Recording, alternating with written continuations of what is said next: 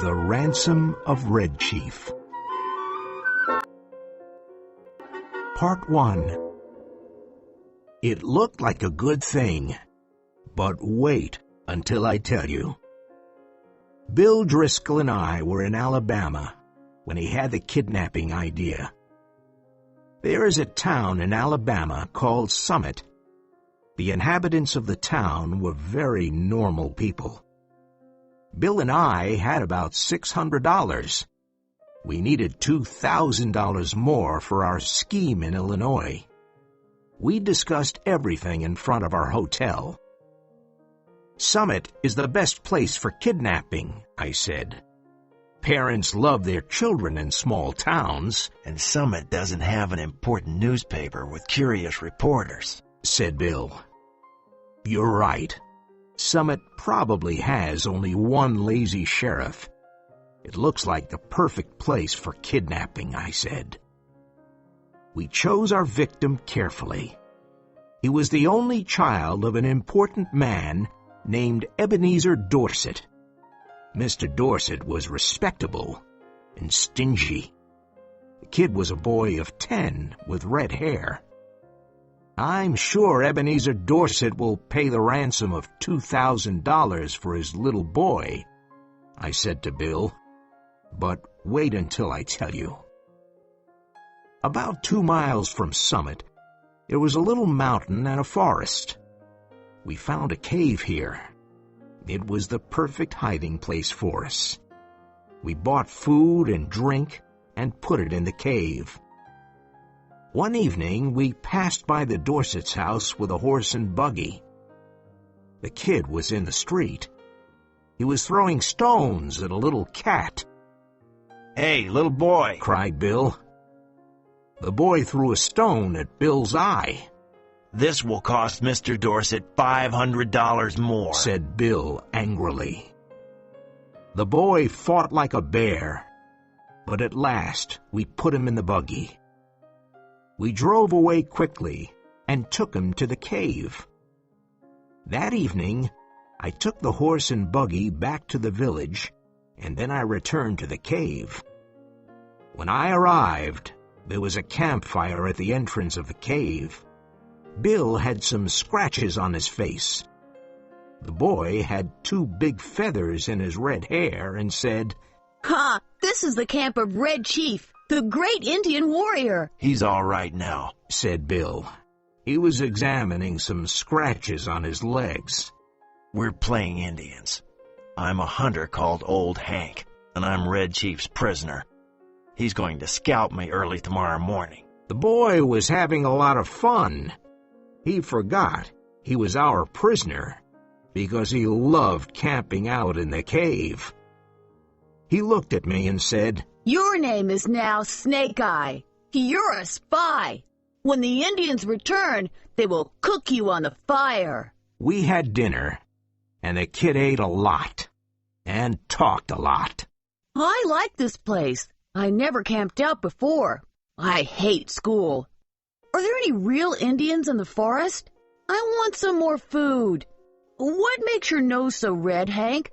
My father has lots of money. Are the stars hot? I don't like girls. Why are oranges round? Are there any beds in this cave? A parrot can talk, but a fish can't." The kid had a very loud voice, and he scared Bill. "Red Chief," I said, "do you want to go home?" "Why?" he asked. "I don't have fun at home. I hate school. I like to camp out. Please, don't take me home." "All right," I said. "We'll stay here in the cave for a while." "Oh, good," he said. "I never had so much fun in all my life." We went to bed at about 11 o'clock. Red Chief was between us. We couldn't sleep for 3 hours because he jumped up and down and screamed. He was still playing Red Chief. At last I fell asleep, but I had bad dreams. I woke up because Bill was screaming like a frightened woman. It was terrible to hear a big, strong, fat man scream in that way. I jumped up, And what did I see? Red Chief was sitting on Bill. He was pulling Bill's hair with one hand. In the other hand, he had a knife. He was trying to take Bill's scalp. He took the knife from the kid. But Bill was still terrified. He tried to sleep, but he couldn't. I slept a little, but then I remembered something. Red Chief wanted to cook me on the fire that morning. Sam, do you think the kid's father will pay money for the little devil? Sure, I said. Parents love noisy little devils. Now you cook breakfast, and I'll come back in a few minutes. I walked to the top of the little mountain and looked down. The town of Summit was quiet. No one was looking for the kid or the kidnappers. I expected to see the men of the village running about with pitchforks, but everything was silent. I only saw one man working quietly in the country with his horse. The parents don't know about the kidnapping yet, I thought. When I returned to the cave, Bill was furious and his face was red. The boy wanted to throw a big rock at Bill. He put a hot potato down my back, Said Bill. and I hit him. Be careful. Said the kid to Bill. No one ever hit Red Chief before. After breakfast, the kid took a slingshot out of his pocket and went outside the cave. Do you think he'll run away, Sam? Asked Bill. No, he won't. Today we have to send a message to his father. We must ask him for the ransom money. Just then we heard a loud cry. Red Chief was playing with the slingshot. Suddenly a rock hit Bill behind his left ear. He fell in the fire across a pot of hot water. I pulled him up and poured cold water on his head for half an hour. When Bill could finally speak, he said, Don't go away and leave me alone with the kid. Please. I went outside the cave and said angrily, If you don't behave, I'll take you home. Now, are you gonna be good? I was only playing, He said sadly. I didn't want to hurt old Hank. But why did he hit me? I'll behave, Snake Eye, but please don't send me home. Can I play Black Scout today? I don't know the game, I said. You and Bill can decide. I'm going away for a while. Now, come in and apologize to Bill. We went into the cave, and the kid apologized. Then I spoke to Bill. Today I'm going to Poplar Cove to send a letter to Mr. Dorset. I'm asking for the ransom money. You know, Sam, in the past we did many dangerous things together. I was with you during earthquakes, fires, floods, cyclones, train robberies, and police raids. And I was never afraid of anyone or anything. But now, I'm afraid of this kid. So come back soon. I'll come back this afternoon. Now, let's write this letter. Part 2.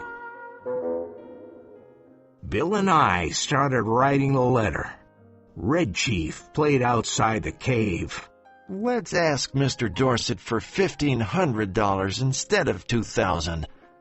I don't think anyone will pay $2,000 for that terrible kid, Bill said. This is the letter we prepared. Dear Mr. Dorset, we have your son. He is far from Summit. Don't try to find him. We want $1,500, and we will return your son to you. Send a messenger with your answer tonight at 8:30 p.m.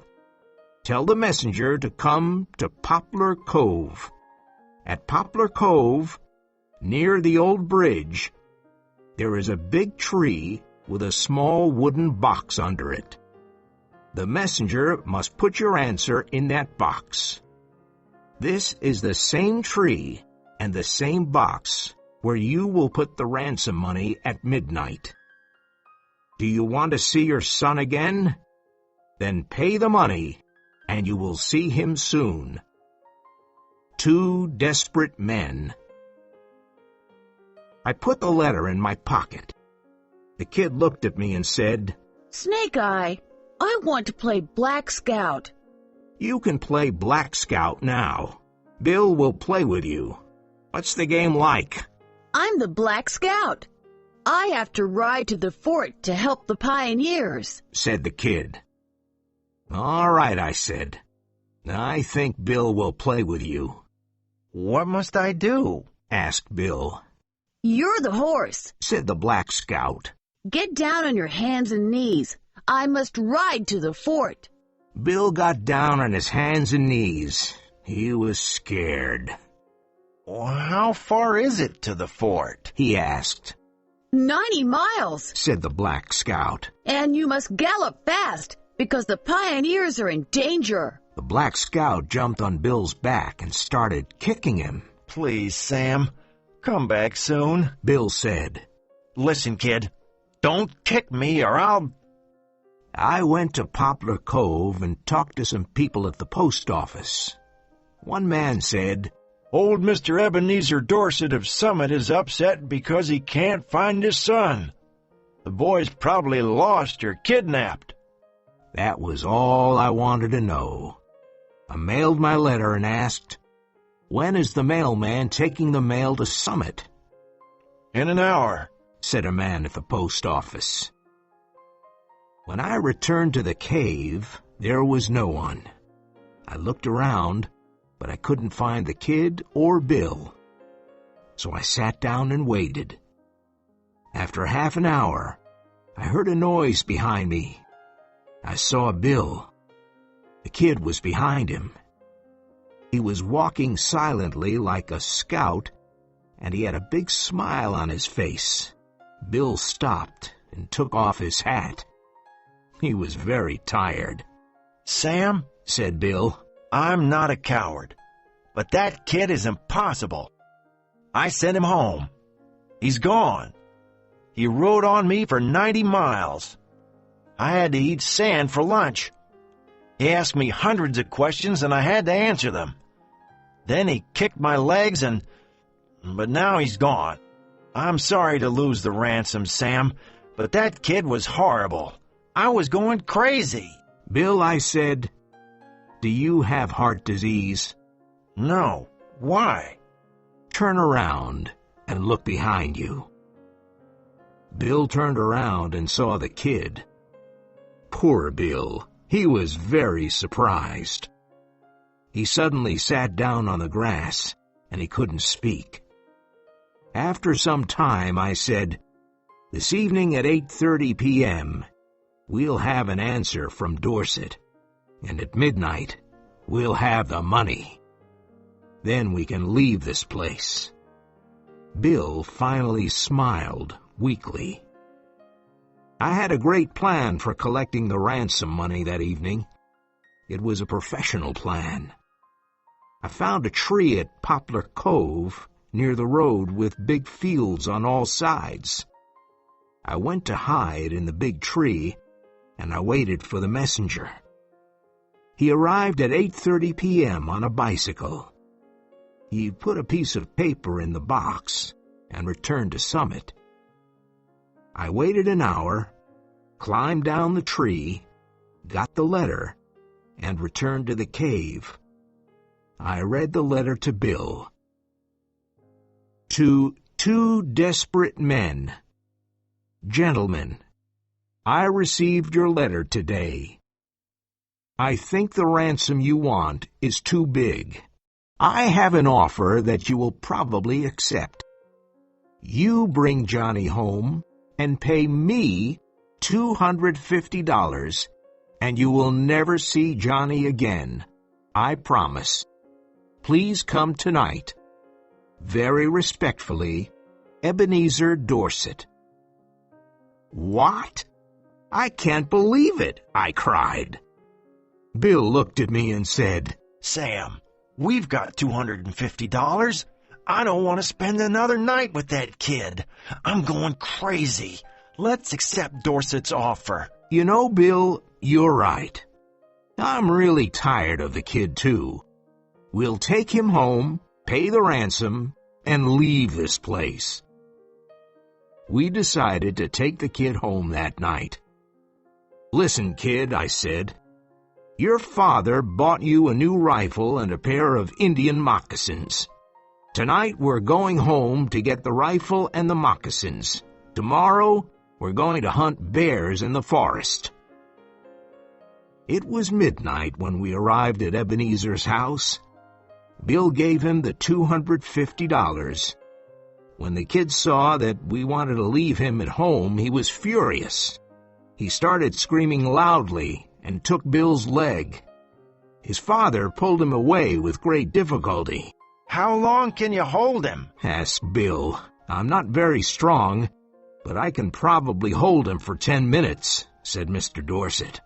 Good, said Bill. In 10 minutes, I'll run across most of the United States and reach Canada. Bill was fat, and he was not a good runner. But that night, no one ran faster than Bill.